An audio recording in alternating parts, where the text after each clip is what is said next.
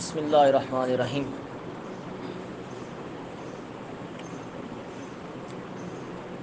فقہ احناف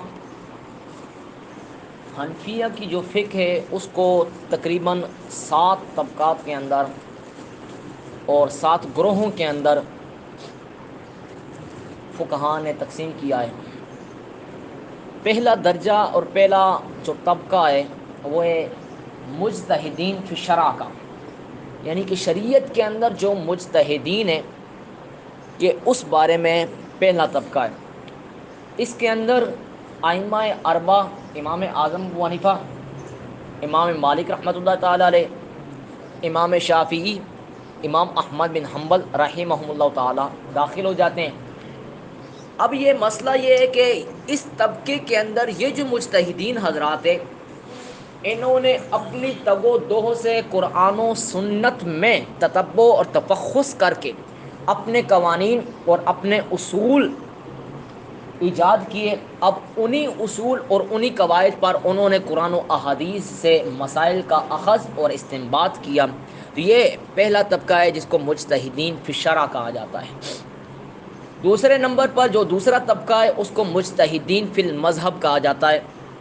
اس کے اندر مثال کے طور پر امام اعظم ابو حنیفہ رحمۃ اللہ تعالی علیہ کے وہ شاگرد جیسے امام ابو یوسف، امام محمد، امام ظفر، امام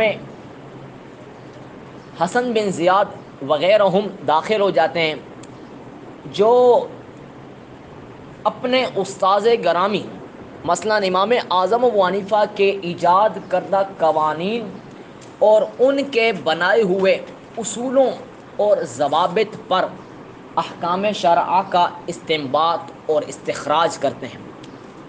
یہ ایسے حضرات ہوتے ہیں کہ جو اپنے امام کی فرع کے احکام کے اندر بعض کے اندر مخالفت کرتے ہیں اور بعض کے اندر مطابقت کرتے ہیں۔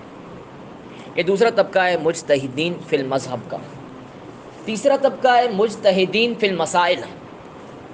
مجتہدین فی المسائل یہ وہ حضرات ہوتے ہیں کہ ان حضرات نے کوئی مسئلہ دیکھا، اس مسئلے کے اندر اس مسئلے کے بارے میں ان کے امام سے کوئی نص، کوئی روایت قطعی اس سے کوئی نہیں تھی۔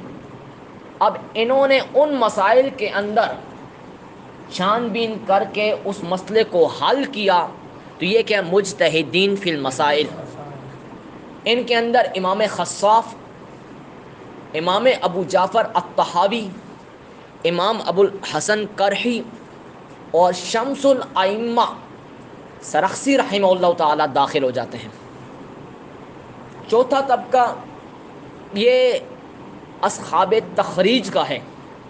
یہ حقیقت کے اعتبار سے مجتہدین نہیں ہوتے بلکہ یہ مقلدین ہی ہوتے ہیں، لیکن یہ اصول اور ضوابط اپنے استاذ کے لیتے ہیں اور ان استاذ کے اصولوں اور قواعد اور ضوابط کے مطابق جو مسئلہ یا جو قول ایسا ہو کہ اس کے اندر کوئی رائے نہ مل رہی ہو، اب وہ رائے انہی کے قول کے مطابق کیا کرتے ہیں، حل کرتے ہیں، اس کا کیا کرتے ہیں استنباط کر کے اس کو آگے پیش کرتے ہیں۔ تو یہ کیا ہے مقلدین اور اصحاب تخریج ہیں، چوتھا طبقہ یہ۔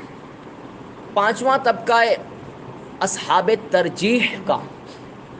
یہ بھی حقیقت کے اندر مقلدین ہی ہوتے ہیں، مجتہدین نہیں ہوتے، لیکن یہ ایسے مسائل کہ جو مسائل امام صاحب سے یعنی کہ مجتہد سے آئے ہیں، وہ مسائل اس بارے میں ان مسائل کے بارے میں امام صاحب سے مثال کے طور پر 2 قول آ گئے یا 3 قول آ گئے، ان 2 یا 3 قولوں میں سے اصح روایت کیا ہے، اصح قول کیا ہے، اولا قول کون سا ہے، اور ارفق للناس یا اوفق للناس کون سا قول ہے، اس کی یہ ترجیح حضرات کرتے ہیں۔ اس کو اصحاب ترجیح کہا جاتا ہے۔ یہ بھی حقیقت کے اندر مقلدین ہی ہوتے ہیں۔ یہ پانچواں طبقہ ہے۔ چھٹا طبقہ ان حضرات کا ہے جو اقوا کبھی ضعیف ظاہر مذہب اور روایات نادرہ کے درمیان تخریج نہیں بتاتا، اصحاب تخریج کہا جاتا ہے۔